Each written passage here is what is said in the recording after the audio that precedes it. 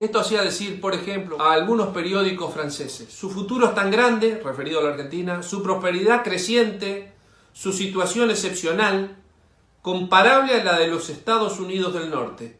Todo esto se logró en un país que respetó durante esos 50 años, no después, el sistema económico alberdiano plasmado en nuestra Constitución Nacional, que podríamos resumir en 3-4 parámetros: respeto absoluto a la propiedad privada, libertad de comercio, muy pocos impuestos, moneda sana y libertad para producir y trabajar, sin subsidios, sin protecciones, sin transferencia de ingreso, sin redistribución del ingreso. Gabriel, a mí en la materia Sociedad de Estado del CBC de la UBA me enseñaron que con Perón se desarrolló la industria nacional y se dejó atrás el modelo agroexportador. ¿Qué tenés para decirme sobre Es eso? falso, son dos mitos, o mejor dicho, un mito y medio. Para esto me tengo que remitir a lo que expliqué en el video anterior, el inicio de la decadencia argentina. Entre 1880, 1875, 1880 y 1930, Argentina creció durante 50 años seguidos a la fabulosa tasa del 5% anual, en un momento donde crecer al 3% era fantástico. Muy pocos países, solo los que estaban en la vanguardia, crecían a esa velocidad. Equivaldría a crecer en este momento al 15 o más por ciento anual, solo que en esa época lo hicimos durante 50 años seguidos. Ahora, hay un dato adicional. El dato adicional es que en ese periodo de tiempo el agro creció al 3,7, lo que era muchísimo, lo que era espectacular. Y la industria creció al 5,7, mucho más que el agro, lo cual desmiente aquello de modelo agroexportador. Habría que llamarlo con propiedad modelo industrialista agroexportador. Ejemplos de este crecimiento fantástico de la industria son muchísimos. El alsaciano Emilio Biecker, entre 1860 y 1870, inauguró en Buenos Aires una fábrica de cerveza de dimensión y calidad europea antes que este producto sea de consumo popular en nuestro país. Esto lo siguió después, por los mismos años, un poquito después, la familia Bember, inaugurando la fábrica de cerveza Quilmes. Y lo mismo hicieron muchas familias alemanas en el sur de Santa Fe, iniciando una tradición que sigue hasta nuestros días. Otro personaje, Melville Bagley, todos recordaremos este apellido. Durante el gobierno de Mitre fabricó el primer producto inscripto en el registro de patentes y marcas en nuestro país, la esperidina.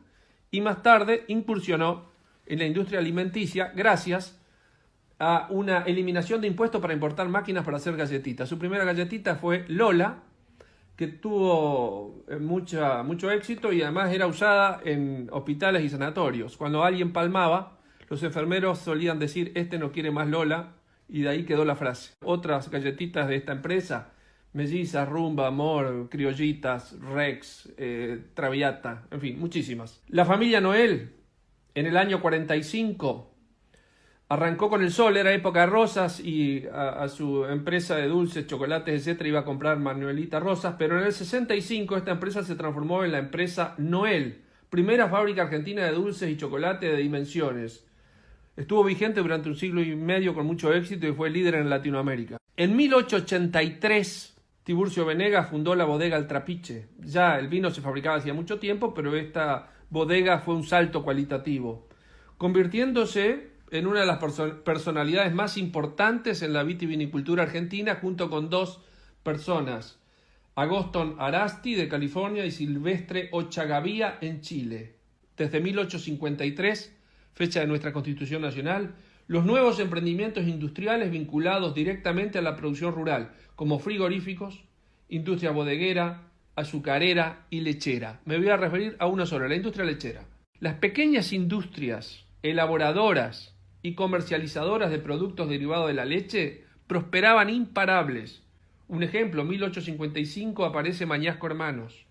Un poco más tarde, solo una explosión alrededor de las estaciones de tren. Por ejemplo, los suecos Svensson, la Escandinavia, la Delicia, en las estaciones Gándara, Jepener y Florencio Varela respectivamente. Italianos como Rinaldini en la estación Marcos Paz, ingleses como Coan o Mahon en la estación Altamirano, daneses como Larsen y Oysen en la estación Chascomús, argentinos como Jorge Guerrero en la estación Guerrero, o La Martona en Vicente Casares entre Montegrande y Cañuelas.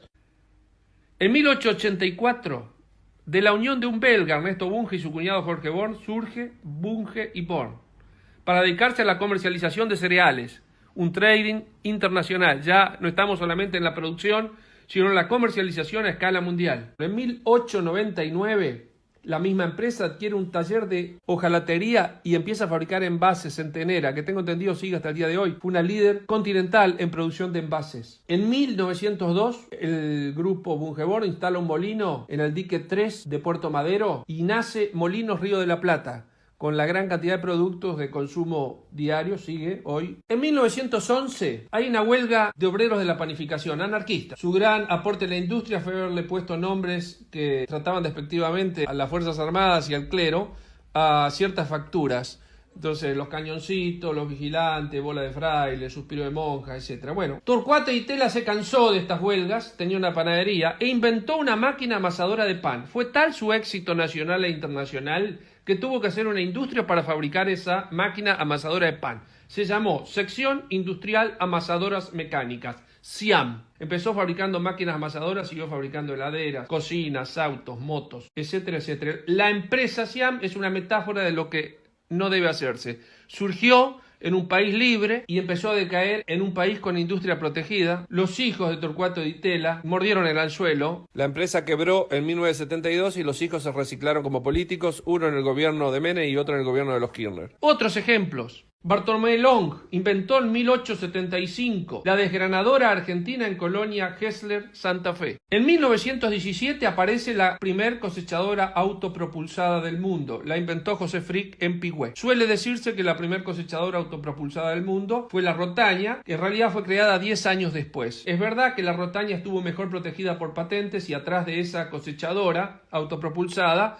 después surgió una fábrica. En 1878 Nicolás Schneider fabrica el primer arado en Esperanza. Jacobo Pauser, un alemán, en 1867 creó un emporio de artes gráficas y puso a la actividad editorial argentina en la cima de Iberoamérica por mucho tiempo en esta cuestión. En 1870 Sebastián Bianchetti se hizo presente con sus famosas balanzas que los que tenemos ciertos años hemos visto en los comercios. Pequeñas industrias de cerilla de fósforo prosperaban en Barraca y de la unión de 3 de ellas nació en 1889. Surge de estas empresas de cerilla la Compañía General de Fósforo que continúa hasta nuestros días. Empresarios. Teníamos tremendos empresarios como Ernesto Torquins, que invirtieron e impulsaron no solamente pueblos y ciudades como la que lleva su nombre, sino que invirtieron en empresas como la Fundición Zamboni, los astilleros de Berisso, Cerámica Ferrum, Tamet y San Cicena, entre otros emprendimientos. En 1886 lo vemos a este Torquins invirtiendo en ferrocarriles en el norte de Santa Fe, cuando recién llegaban los primeros colonos y empezaba a poblarse la zona, y también invirtiendo en la exploración y explotación de petróleo en 1886, 87, 88. En 1860, el austrohúngaro Nicolás Mijánovich inicia un imperio naviero que después continúa Dodero. En ese momento teníamos un imperio naviero. Hoy en día la mayor parte de la flota fluvial que transporta por el Paraná está en manos de empresarios paraguayos, porque no se puede competir con los costos argentinos, los impuestos argentinos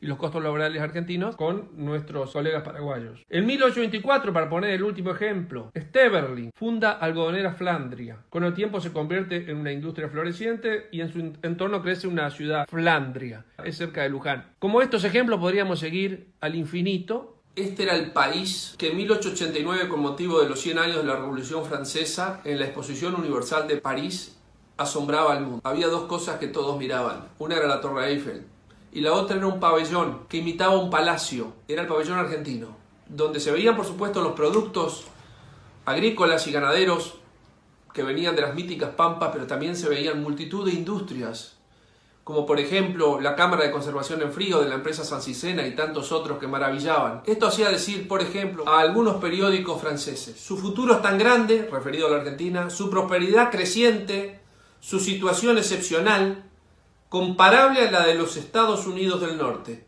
Todo esto se logró en un país que respetó durante esos 50 años, no después, el sistema económico alberdiano plasmado en nuestra Constitución Nacional, que podríamos resumir en 3-4 parámetros: respeto absoluto a la propiedad privada, libertad de comercio, muy pocos impuestos, moneda sana y libertad para producir y trabajar, sin subsidios, sin protecciones, sin transferencia de ingreso, sin redistribución del ingreso. Este es el país que estaba entre las 7 potencias del orbe hasta 1930, incluso un poco más, y que hoy luce en los indicadores mundiales de libertad económica al lado de países comunistas, países que recientemente han salido del comunismo, teocracias islámicas, dictaduras tribales, como podemos estar viendo en el mapa.